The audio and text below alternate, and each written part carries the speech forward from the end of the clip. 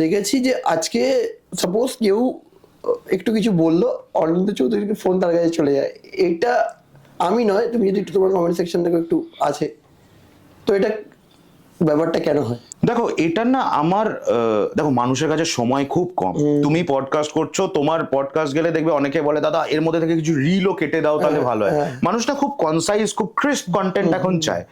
তো আমার মনে হয় প্রত্যেকদিন সন্ধ্যেবেলায় বিভিন্ন মিডিয়া তারা যে এই যে 1 ঘন্টা 1.5 ঘন্টা 2 ঘন্টার টকশো গুলো করে, আমি জানি না দর্শকরা এটা বেটার বলতে পারবেন, আদৌ কি 1.5-2 ঘন্টাটা দেখতে ভালো লাগে? আমার বক্তব্য কেউ হচ্ছে দেখে না। ইনফ্যাক্ট আমারই পডকাস্টে যদি আমি ওয়াচ টাইম দেখি, অ্যারাউন্ড 10-15 মিনিটস লোকে দেখবে, কারণ এরপর আর জিনিসটা বোর ফিল করে।